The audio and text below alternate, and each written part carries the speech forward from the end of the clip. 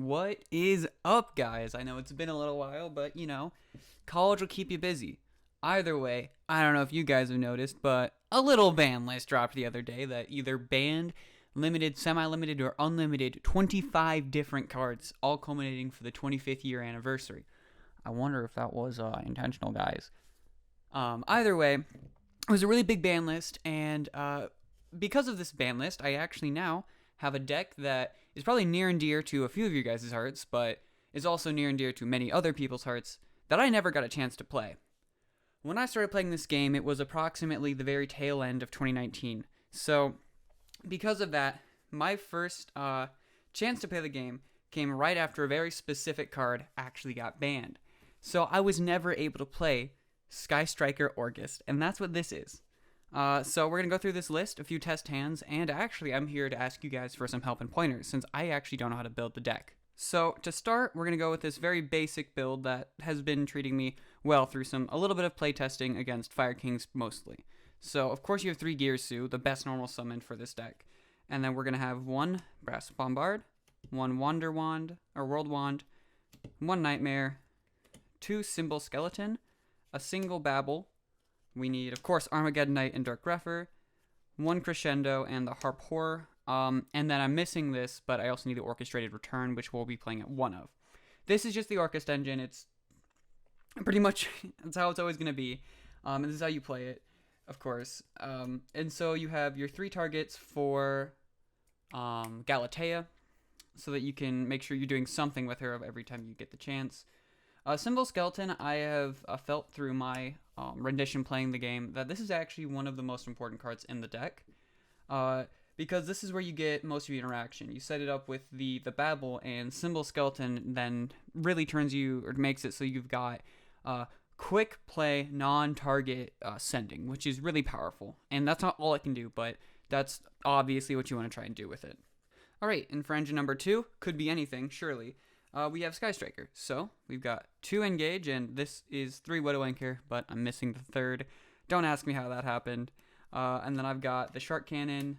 We, of course, have Hornet Drones, and another card I'm missing. This is my Afterburners stand-in. It's the pretty standard Sky Striker package. Of course, we don't have Ray. You could technically play her if you wanted to. I don't know why you would. I haven't seen it needing to come up, because once you resolve Hornet Drones and you make Kagari, you're fine. And that's also not the only way to make Kagari now. So you really definitely don't need her anymore for this deck to work out. And of course, these are all just really good cards. They're extremely good going second. And then because you've got 2 Engage, being able to draw about 3 cards while searching 3 cards, so you're going +6 in 1 turn, is absolutely ridiculous. And also, this is hella buffed because of a few other cards that may or may not have gotten touched on the list. Speaking of those cards that may or may not have come off the list, we have 3 of Upstart Goblin from 1 to 3, which is one of the other things that really makes it so this deck can play. This is also, funnily enough, the best starter for Gold Pride Punk, in my opinion, or specifically Gold Pride. So I'm going to play with that at some point. But this deck right here, the Sky Striker Orcust deck, just is able to play through Droll, even if you Droll on Upstart. I mean, of course, it sucks, but it's able to play through it, so that's fine. And then another card that's now out, which makes the deck stronger in today's day and age than it ever was when I could have initially played it, is we've got a Thrust. Now, I only have 1, so I'm playing it reverse ratios, more or less, where I've got 1 Thrust and 2 talents, though realistically you want 2 Thrust and a talent. You don't even need to run the talents, because there's just so many good normal spells in the deck. You have Engage, you have Upstart, which I don't know why you'd use that one, but you could. You would have Orchestrated Return. You've got Foolish Burial, which of course we're playing. We've got Rhoda, which of course we're playing. And you've got Allure, of course we're playing. All of these are just so good for the deck. Upstart in particular is really nice because it's just another spell. It replaces itself, but it goes to grave just straight away. Which means that your Engage is almost always better. It also lets you shorten your deck. So instead of running a 40-card deck, we're running a 37-card deck. So that's really neat. That's why we love Patrick Hoban, right, guys? And finally, I've put the Called by the Grave in because we're running the Upstarts. I mean, Droll is going to be super popular to start the format, so we're going to need something to do with that. And finally, we'll get to the hand traps. There's not too much space left over, so I've just put in the standard 3 Ash, 3 Imperm. I could see Droll being put into the deck because we kind of need to deal with a few different decks. One of the hardest decks I'd imagine this to play into for our deck, this Sky Striker Orcust to play into, is going to be Mana Diem. I haven't been able to test into Mana Diem yet. It's something that I'll do when I can, obviously. But Mana Diem is very scary with the turn skip. Thankfully, we've got Widow Anchor as a 3-of in the deck. But that's not, like, always going to happen how you want it to. So you need some sort of interaction. So we've got the 6 hand traps. That's what I've cut it down to right now. And this should be a clean 40. It might or may not be because I have some proxies in. And the proxies kind of mess up my counting. But that's not the point. Either way, those are the engines that make up this deck. And this deck is incredibly fun to play, guys. It hurts my brain a little bit. I'm not going to lie, since I never got to play it initially. But it is more fun than you can imagine. So for the Sky Striker engine, we have Kagari. And if this were 2019, then that's all we would have. But because it is 2023, we have Azalea as well. Don't ask me why I'm confused about what year it is. So Azalea is free. This deck is literally all darks, and then you lock yourself into darks. But guess what? Azalea is a dark machine. So even if you use Crescendo, you can, the effect of Crescendo to search, you can summon Azalea. Now, would you want to? Maybe. I mean, this card is fantastic for, like, resource trading, right? You summon her, and you can destroy, I believe, one of your opponent's cards on summon, and if it's late enough in the game, then you don't actually lose the Azalea, which there's probably going to be enough spells engraved for that at this point. And then also, you can battle with Azalea and banish one of your spells to destroy that monster. So this can get rid of 2 monsters your opponent controls just by summoning her. And Kagari, obviously, because we're trying to loop around the engage. And that's really the only reason we play the Kagari. But Azalea is much more important here because it's another body we can use to summon Kagari. So if they stop our drones play, we always have Azalea as a backup if we really need that in the grind game. And of course, don't forget, we need the token. Remember when this was $70, guys? That was a crazy time to be alive. I've got Link Spider right now. This should be a Link Kuriboh, the one that needs a level 1 monster. Because occasionally, very, very, very occasionally, not very often at all, you'll have the level 1 Orcust monster. I believe it's Brass Bombard. And that's the only one you can summon. You don't have a good normal summon, but you have other Orcust cards in hand. And you could summon the Link Kuriboh, banish it, summon one from hand, and then get your Orcust plays going. And sometimes that's literally the only way to do it. But you do need a Link 1 somehow. And I think that is a better Link 1, but currently all I have is Link Spider. Continuing on, we have double Galatea and double Dingirsu. And then I am missing the Link 3 Ningirsu, I believe. Very good card. It's definitely a card you would want to play. It being Link 3 is important. And then also making it so you don't burn your Galatea too fast. Very good. It's also amazing in the grind game. It's something I'm going to be picking up soon. And it's something that, it doesn't make the deck go, but it makes the deck go longer. And it helps you just not burn your resources. But these 2 cards are absolutely insane, right? Because every time you summon Dingirsu, you're able to either, right, send one of your opponent's card or keep your engine churning.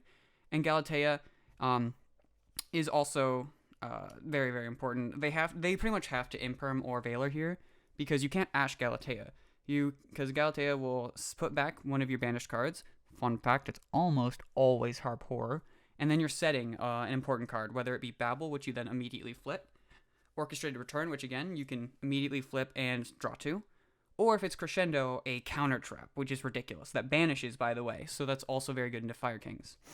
Just, unfortunately, this came up in testing, Crescendo negates activation, so if your opponent happens to have 2 Lightning Storms, they can use both, and that really ruined my day, but that's just how it goes. And now for just utility cards. Not all of these are required, but most of these are. So we'll start with the absolute requirements, right? So we gotta have at least a Masquerena, at least a Little Knight. You're gonna want an access code, and I do have a Unicorn in.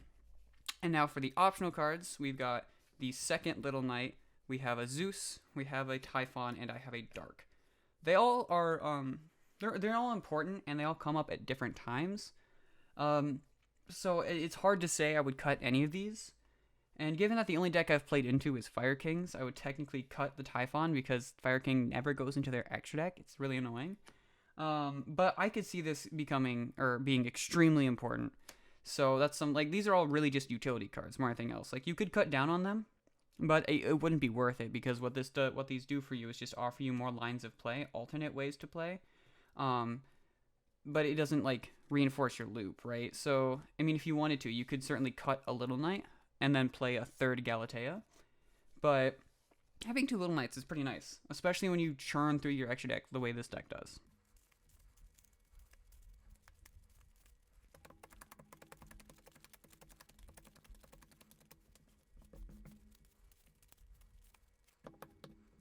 Time for some test hands. So let's pretend we're going first, and we'll draw our 5 cards. So we've got one of each hand trap, which is just hilarious. We shouldn't see one of each. We should see one total, but that's fine. So we've already got great interaction. And now we have a choice between Armageddon Knight and Girsu. Now, Girsu's better, so we're going to summon Girsu, and Armageddon can just be follow-up for next turn. So we normally Girsu, and pray our opponent just says that whatever Girsu does is fine. If they Ash, that sucks, but it's better than Imperm or Valor. But we're going to go and say Girsu effect, and pray they don't do anything. And when they don't, we send the one card that we always send. Harp Horror, #1 card to send. So important to send that card. So that's step 1. Step 2 is going to say to our opponent, hey, we're both summoning a token by using the other effect of Girsu. So we both get a token. And then from here, we're going to link the token off into a link spider, because Galatea needs to affect monsters. And then once we've done that, we summon Galatea. And then from here, you go Harp Horror effect, and Harp Horror will then summon. I'm pretty sure it's going to be the wand here. Forgive me for I actually haven't played this card enough to know. So actually it can't be wand, sorry. It has to be, I believe, Symbol Skeleton.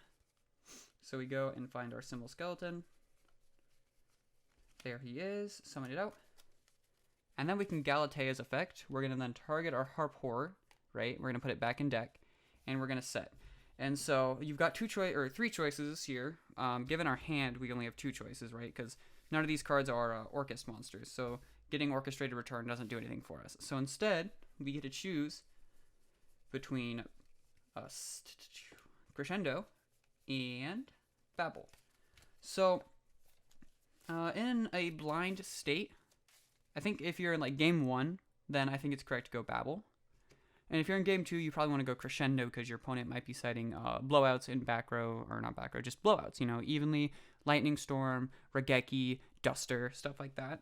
And so you'd want to do Crescendo, but because we're going in game 1 here, we're going to set the Babel, which will then shuffle the Harp Horror into deck.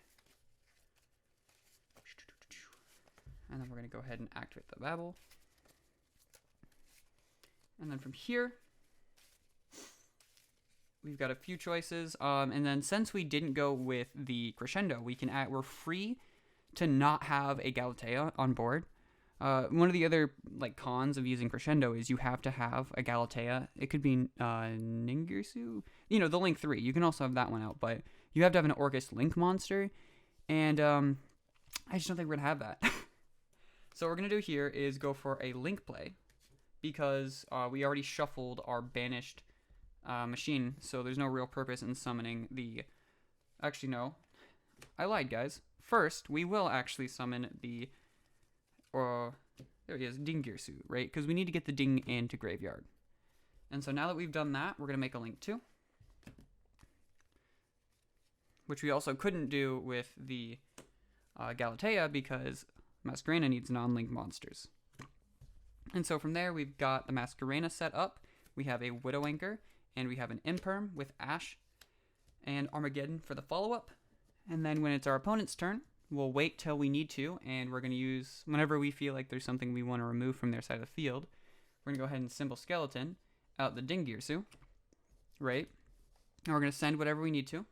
Or if there's nothing, say it's just end phase, then we could do this just to summon the Dingirsu and attach the skeleton to have an extra body.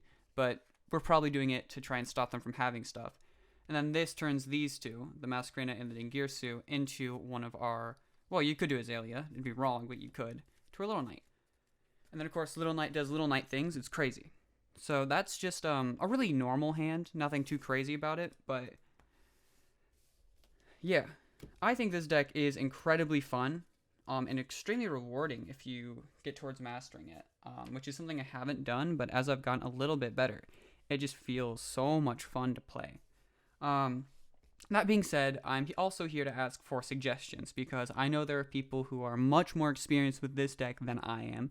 So I'd like to know if there's any suggestions, cards I'm missing that I should have in either the extra deck, side deck, or main deck.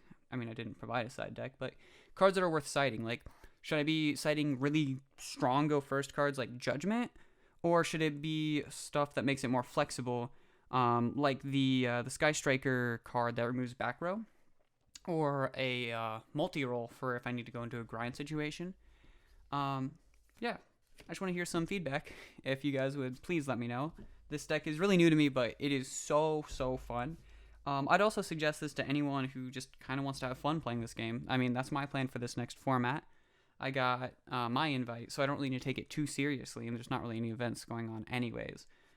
So because of that, I'm just here to have some fun, and so I'm going to be playing this deck for a little while. Either way, hope you guys enjoyed, and let's get cooking. Here we go. Some idiot has the ball, gives it back to the girl. Yeah. Whoa, is that Curry?